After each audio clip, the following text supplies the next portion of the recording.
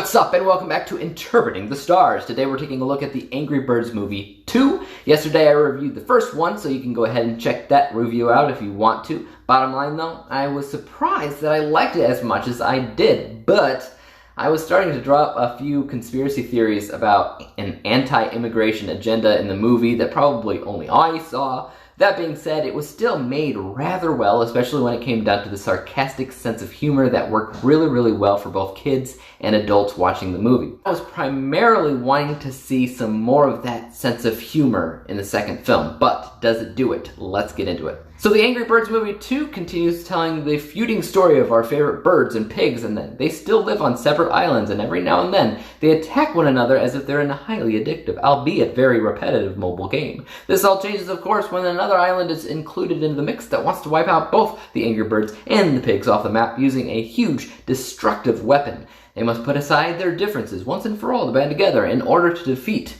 this threatening third party. It's funny, the third island in the scenario is actually an island full of eagles. It's not exactly a big deal or anything, but why have two islands full of birds and one pig island? Why not have an island full of other animals like dogs, cats, mice, or heck, even human island? It's honestly just a kind of a pet peeve of mine since it doesn't actually change much to use eagles instead of the others.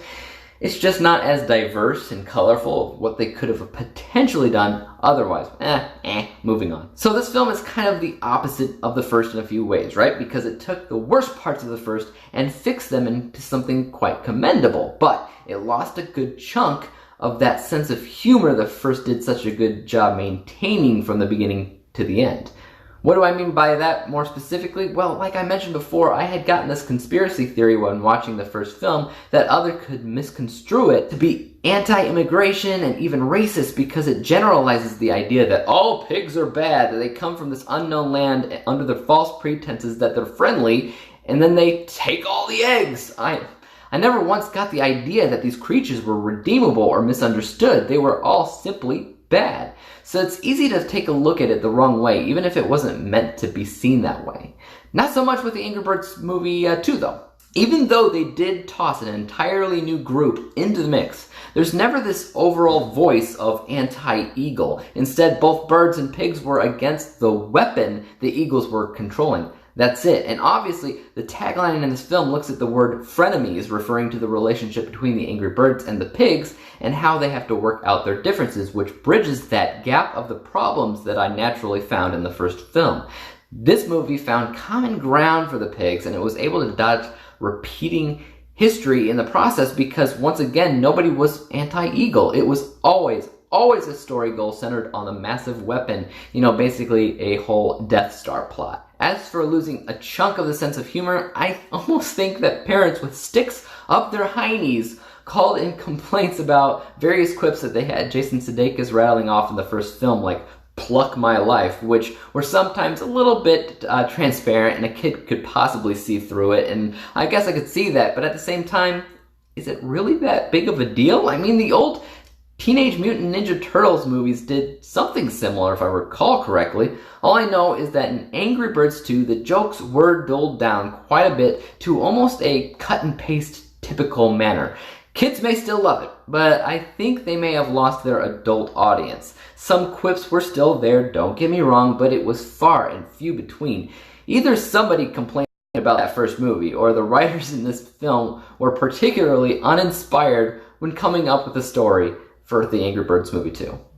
So like I said, what we essentially have here is somewhat of an opposite film, and as such, the score ended up being pretty similar. Some things got marked down, while other things got marked up, and it evened out. But at the end of the day, there is an argument to be made that this film is still pretty decent as a whole. But I personally prefer the first. Maybe that's because I'm an adult, and the target audience of the first is more likely to include me than the sequel.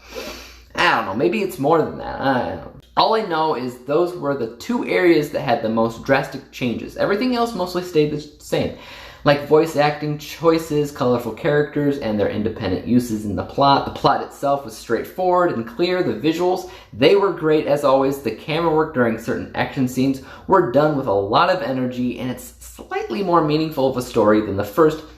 Take that as you will.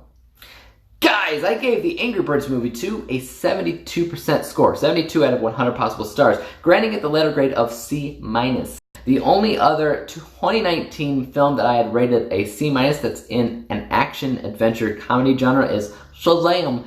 Not exactly the same type of film, but it is family-based-ish. Anywho, I want to hear what you have to say about the Angry Birds movies. Did you like them, and which one is your favorite? Also, as far as YouTube goes, you know what to do. Subscribe if you like this review, would like to see more like it. Hit the thumbs up button, as that always helps out my channel. And don't forget about that little bell icon, because that helps notify you when I come out with my next movie review. But until then, peace out!